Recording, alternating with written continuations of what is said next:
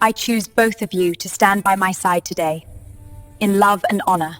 If you've ever believed that life only moves forward when everything is planned, this story will challenge you from the very first moment. So before we begin, pause for 1 second. If stories about unexpected connections, quiet courage, and second chances touch your heart, like this video and subscribe. And subscribe to KinkyTube, because stories like this remind us that sometimes the smallest decisions change everything. She didn't plan to cry in her office that morning. As the CEO of a fast-growing technology firm, 34-year-old Eileen Rahman was known for control over numbers, meetings, and people's expectations. Her calendar was color-coded, her mornings disciplined, and her emotions neatly tucked behind tailored blazers. Yet there she was, standing alone in her glass-walled office, phone still pressed to her ear, staring down at the city that had once applauded her engagement and now seemed to whisper about her failure. The call had been short. Her ex-fiancé's wedding invitation. Not mailed, delivered with a casual voice, almost kind. "I hope you'll come," he had said. "It would mean a lot." The words lingered like a dare. She told herself she didn't care. But her hands shook, and for the first time in years, Eileen felt small. Their breakup had been clean on paper and messy in the soul. They had grown apart as her career took off and his pride slowly dimmed. When she chose late nights and investors over dinners and plans, he chose silence. By the time she realized what was breaking, it was already broken. Now he was marrying someone else, someone quieter, softer, someone who never made him feel left behind. The thought wasn't jealousy. It was unfinished business. And Eileen hated unfinished business. That afternoon, as she tried to focus on spreadsheets that blurred together, she made a decision that surprised even herself. It was impulsive, impractical, and completely out of character. She didn't want to attend that wedding alone. Not because she needed to prove anything, but because she needed to protect something inside herself that still felt exposed. She wanted armor. And in that moment, she gave that armor a name: a fake boyfriend. Just for a day. The problem was, Eileen Rahman didn't have time for dating, let alone convincing someone to play a role that delicate. Friends were married, busy, or far too invested to keep it simple.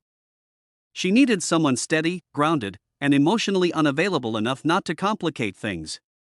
Fate, it seemed, was listening. That same evening, she stayed late to review contracts with the company's legal consultant, Omar Halim, a 38-year-old single father who had joined the firm on a temporary basis months earlier.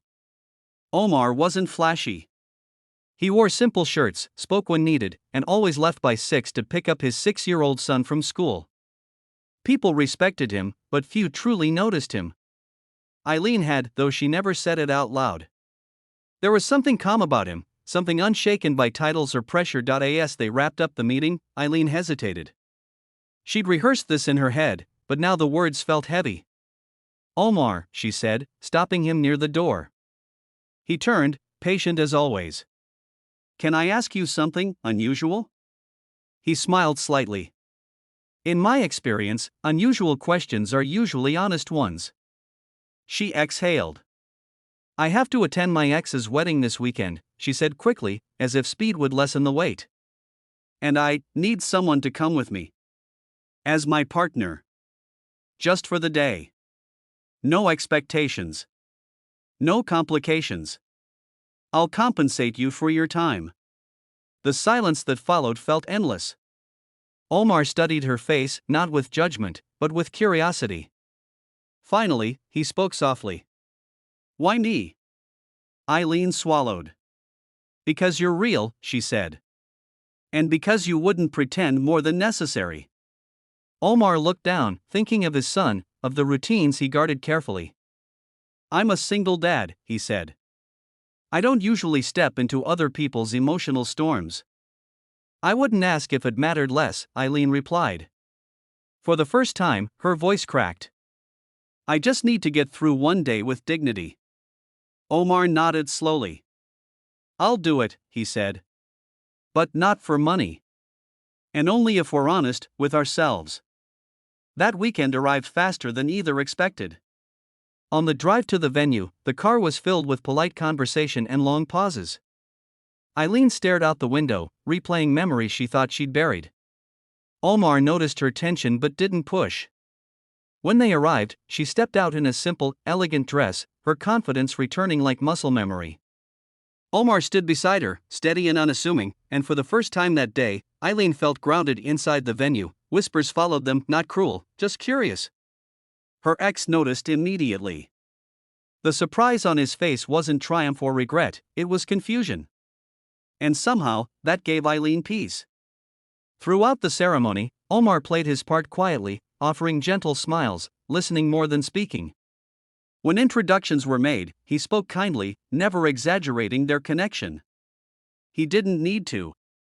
His presence said enough of the moment that changed everything. Didn't happen during the vows or the speeches. It happened later, in a quiet corner of the garden, when Eileen finally allowed herself to breathe. "Thank you," she said, her voice low. "For not trying to impress anyone." Omar smiled. "I wasn't there for them," he said. "I was there for you." Something shifted then, not romance, not yet, but understanding. They talked about life, about loss, about how success and sacrifice often walk together. Eileen learned about Omar's late wife, about how love doesn't always leave when someone does. Omar learned about the loneliness behind Eileen's achievements, about the cost of always being strong. When they left the wedding, Eileen realized she felt lighter, not because she had proven anything, but because she no longer needed to. The fake boyfriend had done more than protect her pride, he had reminded her of her humanity. In the weeks that followed, their paths crossed often. Coffee turned into conversations. Conversations turned into trust. There was no rush, no pretending this time. Omar's son slowly entered her world, curious but cautious.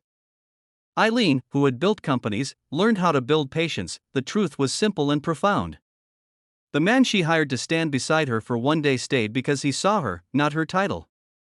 And the woman who thought she needed a performance learned she only needed presence. Sometimes, life gives us exactly what we ask for, but wrapped in a lesson we didn't expect. If this story touched you, if it reminded you that healing doesn't always come the way we imagine, like the video and subscribe to KinkyTube.